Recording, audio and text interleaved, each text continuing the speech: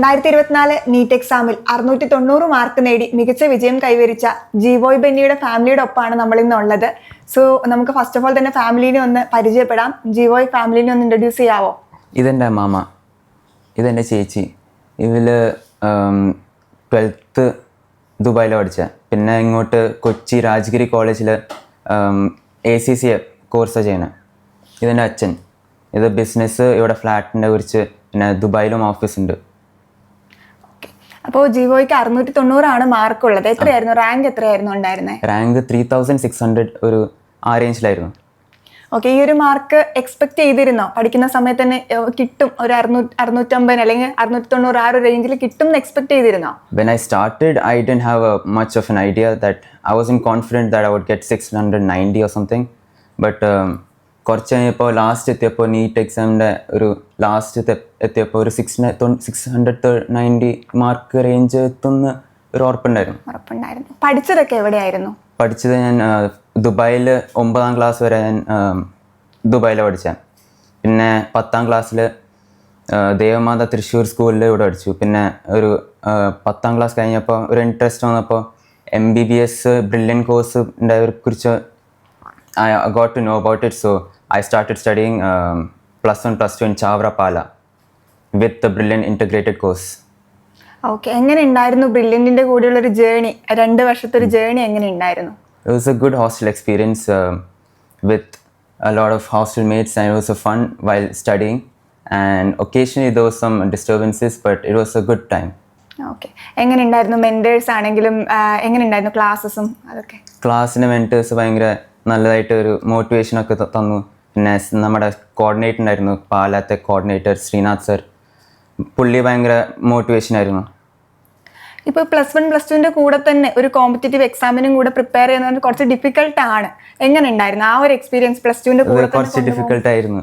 ഈ class, school class, പിന്നെ homework, assignments ഒക്കെ നമുക്ക് തരുമ്പോൾ ഈ ബ്രില്യൻ്റ് എക്സാംസും കുറിച്ച് വറി ചെയ്യുമ്പോൾ ഭയങ്കര പാടായിരുന്നു. അപ്പോൾ അത് കുറച്ച് ബാലൻസ് ചെയ്തിട്ട് സ്റ്റഡി സ്കെഡ്യൂളൊക്കെ ബാലൻസ് ചെയ്ത് പോകണം. അങ്ങനെ മാത്രമേ ക്രാക്ക് ചെയ്യാൻ പറ്റുള്ളൂ നീറ്റ് എക്സാം. നമുക്ക് എക്സാംസ് ഒക്കെ ഒത്തിരി ഉണ്ടായിരുന്നു, മോഡൽ എക്സാംസ്, വീക്ക്ലി എക്സാംസ്, അങ്ങനെ എക്സാംസ് ഒക്കെ അറ്റൻഡ് ചെയ്തിട്ടുണ്ടായിരുന്നു അല്ലേ? എങ്ങനെ ഉണ്ടായിരുന്നു ആ എക്സാംസിനെ കുറിച്ചിട്ട്? ഈ ഒരു റേഞ്ചിൽ തന്നെ എത്തിയിരുന്നോ മാർക്കൊക്കെ? ആദ്യം ഭയങ്കര പാടായിരുന്നു. ഇത് സ്റ്റഡി സ്കെഡ്യൂൾ, സ്കൂളും പിന്നെ ബ്രില്യൻറ്റും ഇത് മാച്ചപ്പ് ചെയ്യാൻ കുറച്ച് പാടായിരുന്നു. പിന്നെ ലാസ്റ്റ് എത്തിയപ്പോൾ ഒരു കോൺഫിഡൻസ് ഒക്കെ വന്ന് എങ്ങനെ പഠിക്കേണ്ടതെന്ന് മനസ്സിലായപ്പോൾ ഒരു രീതി മനസ്സിലായി. പിന്നെ മാർക്ക് കയറി വന്നു, സ്കൂളിലും കയറി വന്നു. പിന്നെ ബാലൻസ് ഒക്കെ എങ്ങനെ ചെയ്യേണ്ടതെന്ന് മനസ്സിലായി. അപ്പോൾ ഒരു ബാലൻസ് വന്നപ്പോൾ പഠിക്കാൻ ഒരു കോൺഫിഡൻസ് ആയി. പിന്നെ ലാസ്റ്റ് എത്തിയപ്പോൾ ഒരു 690 മാർക്ക് കിട്ടി നീറ്റ് എക്സാമിൽ. എന്താ മോൻ ഈ ഒരു MBBS എന്ന് പറഞ്ഞൊരു ഫീൽഡിലോട്ട് വരാനുള്ള കാരണം എന്താ? വേറെ ഡോക്ടേഴ്സ് ഉണ്ടോ വീട്ടിൽ, അങ്ങനെ എന്തെങ്കിലും ആണോ? ഡോക്ടേഴ്സ് എന്നില്ല, പണ്ടൊരു വീഡിയോ കണ്ടപ്പോൾ ഒരു interest തോന്നിയതാണ്. I was very interested in medical field, so I just thought about the Wikipedia. I went through some courses and I was very interested in it. So after a few years, this was nothing.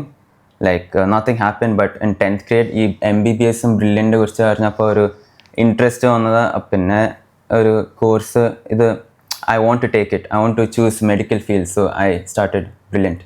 Okay, മോൻ്റെ favourite subject ഏതാ? ഈ physics, chemistry, ബയോളജിയിൽ physics ആയിരിക്കും. പക്ഷെ total പറയുമ്പോൾ maths എൻ്റെ ഇഷ്ടം അല്ലേ? Okay, എന്താ മാത്സും ഫിസിക്സിനോടൊക്കെ ഇഷ്ടം തോന്നാനുള്ള കാരണം? ഇത് മാത്സ് എനിക്ക് പണ്ട് തൊട്ട് തന്നെ ഒരു കോൺഫിഡൻസും പെട്ടെന്ന് കിട്ടുന്ന ഒരു രീതിയായിരുന്നു മാത്സ്.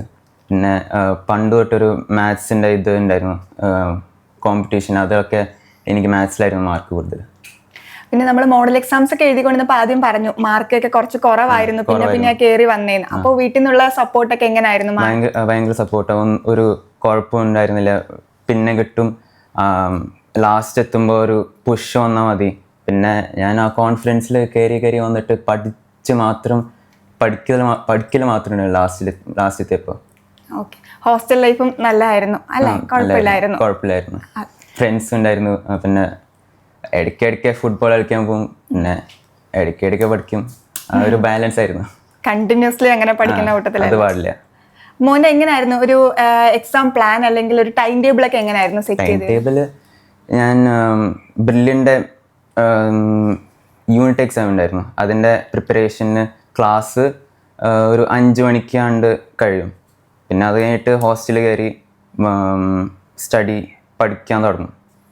പിന്നെ 12 മണി വരെ പഠിച്ചിട്ട് you have to at least sleep 6 hours after that and then wake up at 6 o'clock. At least 6 hours is the minimum time to study. Okay. അപ്പോൾ ഇനി നീറ്റ് എഴുതാൻ പോകുന്ന കുട്ടികളോട് മോൻ എന്താ പറയാനുള്ള ഒരു മെസ്സേജ്? നീറ്റിൽ നമുക്ക് 690 മാർക്ക് മേടിച്ച ഒരാൾ എന്ന നിലയ്ക്ക് മോൻ എന്താ ഇനി നീറ്റ് എഴുതാൻ പോകുന്ന കുട്ടികളോട് പറയാനുള്ളത്? You have to have the confidence and the passion to get what you want. To be the doctor, you have to have that passion to continue forward.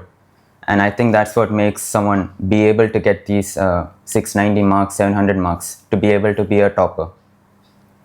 Okay. So ജിവോയുടെ ഫാമിലി നമ്മുടെ കൂടെ ഉണ്ട്. അവരും ഒത്തിരി സന്തോഷത്തിലാണ് ആളുടെയും മാർക്കിൽ. സോ നമുക്ക് അവരുടെ ഒരു എക്സ്പീരിയൻസും കൂടി റിസൾട്ട് അറിഞ്ഞപ്പോൾ എങ്ങനെയാണ് ഫീൽ ചെയ്തതെന്നും കൂടെ നമുക്ക് ചോദിച്ചറിയാം. സോ ജിവോയുടെ അച്ഛൻ നമ്മുടെ കൂടെ ഉണ്ട്. സാർക്ക് റിസൾട്ട് വന്നപ്പോൾ ഈ മാർക്ക് എക്സ്പെക്റ്റഡ് സ്കോർ ആയിരുന്നോ? ആക്ച്വലി എക്സ്പെക്റ്റഡ് ആണെങ്കിൽ തന്നെ പക്ഷെ അവന് ഈ മോഡൽ എക്സാമുകൾ പോലുള്ള പഴയ യൂണിറ്റ് എക്സാമുകളൊക്കെ മാർക്ക് കുറവായിരുന്നു. പക്ഷെ എനിക്ക് ഫൈനലിൽ അവന് ഈ മാർക്ക് എക്സ്പെക്ട് ചെയ്തിരുന്നു, കിട്ടുമെന്ന് വിചാരിച്ചിരുന്നു. കാരണം എക്സാം ആയ ആൾക്ക് നല്ല കോൺഫിഡൻ്റ് ആണ്. അപ്പോൾ അതുകൊണ്ട് really expected around 670 to 700 in between. So ഈ got it 690. It's a very good achievement. And he work last നല്ലപോലെ ഹാർഡ് വർക്ക് ചെയ്തതാണ്. പക്ഷെ ഇനീഷ്യലി പറഞ്ഞ പോലെ ആ ഒരു കോപ്പ് ചെയ്ത് വരാൻ കുറച്ച് ടൈം എടുത്തു. കാരണം ഈ ഡിസ്ക്രിപ്റ്റീവിൽ നിന്ന് ഉള്ള ചേഞ്ച് ആയിരിക്കും എനിക്ക് തോന്നുന്നു. പെട്ടെന്ന് ഇതിലേക്ക് വരുമ്പോൾ ആ ചേഞ്ചസിൽ ആൾ പക്ഷെ ലാസ്റ്റ് 1 year നല്ലപോലെ ഇമ്പ്രൂവ് ചെയ്തു. പിന്നെ അവസാനം ഒരു 2-3 monthsലാണ് ആൾ ശരിക്കും പെർഫോം ചെയ്തത്. അപ്പോൾ ശരിക്കും പറഞ്ഞാൽ ഈ ലോങ് റേസ് ഒക്കെ ഓടുന്ന ആൾക്കാരല്ലോ, ഒരു 300, 3000 and 5000 ഒക്കെ ഓടുന്നവർ ലാസ്റ്റാണ് കയറി വരുന്നത്. അതുവരെ സ്ലോലി പോയി last is got it nice mark.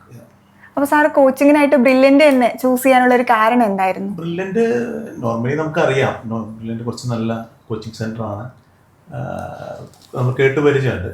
അപ്പോൾ പിന്നെ ഇൻ്റർഗ്രേറ്റഡ് ആണ് പുള്ളിക്കാരൻ. അത് പോസിബിൾ എന്നുള്ളത് എനിക്ക് കൃത്യമായിട്ട് അറിയാം. കാരണം അവിടെ ആകുമ്പോൾ നമുക്ക് വളരെ ചിട്ടയുള്ള പഠിപ്പും മൊബൈൽ ഗെയിം അങ്ങനെ സാധനങ്ങളിലേക്കൊന്നും വരാതെ വളരെ ശ്രദ്ധിച്ച് ചെയ്യാൻ പറ്റുന്ന കൃത്യമായിട്ട് അറിയാവുന്നതുകൊണ്ട് തന്നെയാണ് ബ്രില്യൻ്റിൽ ചൂസ് ചെയ്തത്. പിന്നെ എനിക്കങ്ങനെ ക്ലോസ് ആയിട്ട് പഠിച്ചിരുന്ന ആരും ബ്രില്യൻ്റിൽ ഉണ്ടായിരുന്നില്ല. പക്ഷെ ഞാൻ കേട്ടിട്ടുണ്ട് ബ്രില്യൻറ്റിനെ പറ്റിയിട്ട്. അപ്പോൾ അതുകൊണ്ട് അങ്ങനെ ഒരു കോച്ചിങ് സെൻ്ററിനെ തിരഞ്ഞെടുത്തു. പക്ഷേ റിയലി അപ്രിഷിയേറ്റ് ബ്രില്യൻറ്റ്. കാരണം ബ്രില്യൻ്റ് ഇല്ലായിരുന്നെങ്കിൽ പുള്ളി ഇങ്ങനെ ഒരു മാർക്കിൽ വരില്ല 100%. വേറെ സെൻറ്ററിൽ പോയില്ല. സ്കൂളിനേക്കാളും ഞാൻ ഏറ്റവും കൂടുതൽ അപ്രിഷിയേറ്റ് ചെയ്യുന്നത് ബ്രില്യൻ്റ് തന്നെയാണ് 100%. സോ ജിവോയുടെ അമ്മമ്മ നമ്മുടെ കൂടെ ഉണ്ട്. സോ അമ്മമ്മ മോൻ്റെ മാർക്ക് അറിഞ്ഞപ്പോൾ ഒത്തിരി സന്തോഷമായോ? വളരെ സന്തോഷം. അവർ ഡോക്ടറായിട്ട് കാണണമെന്ന് ഭയങ്കര ആഗ്രഹമാണ്. എങ്ങനായിരുന്നു ആള് പഠിക്കുന്ന കാര്യത്തിലൊക്കെ? ആദ്യമൊക്കെ ഒരു സ്ലോ തന്നെയായിരുന്നു. പിന്നെ ഞങ്ങള് ആവേശം കൊടുത്ത് അവനും കേറിപ്പോയി. ഓക്കെ. അപ്പൊ അമ്മമ്മ ഒത്തിരി സന്തോഷത്തിലാണ്. ഹാർഡ് വർക്ക് ചെയ്തിട്ടുണ്ട്. അതുപോലെ തന്നെ ജിവോയുടെ ചേച്ചി നമ്മുടെ കൂടെ ഉണ്ട്. അപ്പൊ ചേച്ചി റിസൾട്ട് അറിഞ്ഞപ്പോ എന്താ ഫീൽ ചെയ്ത്? സന്തോഷം. ആളെങ്ങനെയായിരുന്നു പണ്ടൊട്ടേ പഠിക്കുന്ന കാര്യത്തിലൊക്കെ എങ്ങനെയായിരുന്നു? സീരിയസ് ആയി കുറച്ച് ഉഴപ്പുന്ന കൂട്ടത്തിലായിരുന്നു മുൻപ്? സീരിയസ്.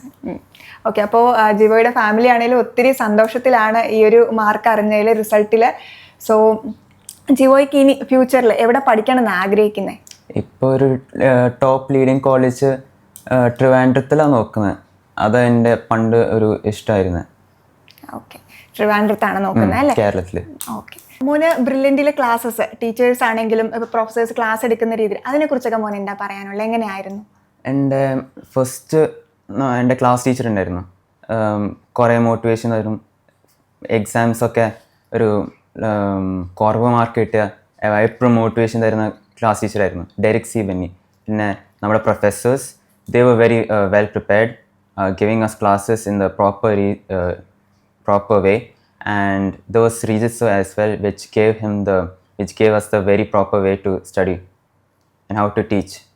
അപ്പം മോന് നമ്മുടെ ബ്രില്യൻറ്റിൻ്റെ സ്റ്റഡി മെറ്റീരിയൽസ് ഉണ്ടായിരുന്നു, അതുപോലെ നമ്മുടെ ലൈബ്രറി ഫെസിലിറ്റീസ് ഉണ്ടായിരുന്നു. അതൊക്കെ മോൻ എത്രത്തോളം യൂസ് ചെയ്തിരുന്നു? നമ്മുടെ ബ്രില്യൻറ്റത്തെ ക്ലാസ് നോട്ടും പിന്നെ വർക്ക് ബുക്ക് നല്ല ഹെൽപ്പായിരുന്നു.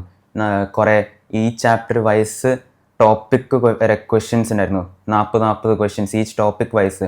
അത് നല്ല ഹെൽപ്പായിരുന്നു. പിന്നെ ക്ലാസ് നോട്ടിന് ലെവൽ 1 ഈസി, ബിഗിനർ, ഹാർഡ്, ആ ലെവലിനെ കുറിച്ച് നമുക്ക് എഴുതാൻ പറ്റുമായിരുന്നു.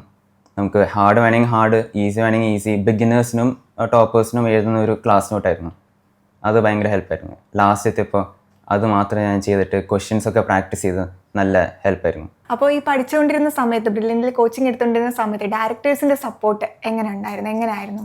സ്റ്റീഫൻ സർ ഡയറക്ടർ ഈ എക്സാംസിൻ്റെ കഴിഞ്ഞിട്ട്, ഈച്ച് എക്സാം കഴിഞ്ഞിട്ട് വരുമായിരുന്നു. ഈ എല്ലാ ക്ലാസ്സിലും PLA 1, PLA 2, PLA 3 എല്ലാം വന്നിട്ട് മോട്ടിവേഷൻ തരുമായിരുന്നു. ഒത്തിരി ഹെൽപ്ഫുൾ ആയിരുന്നോ? ഭയങ്കര ഹെൽപ്ഫുൾ ആയിരുന്നു. ഒരു കുറച്ച് എക്സാംസിൽ ഡൗൺ ആകുമ്പോൾ, നമ്മുടെ മൂഡ് ഡൗൺ ആകുമ്പോൾ നല്ല ഹെൽപ്ഫുൾ ആയിരുന്നു മോട്ടിവേഷൻ തരാൻ. സോ ജീവോയ് ആഗ്രഹിച്ച പോലെ തന്നെ ഉയരങ്ങളിലെത്താൻ മോന് പറ്റട്ടെ. Okay, all the best for your future. Thank U.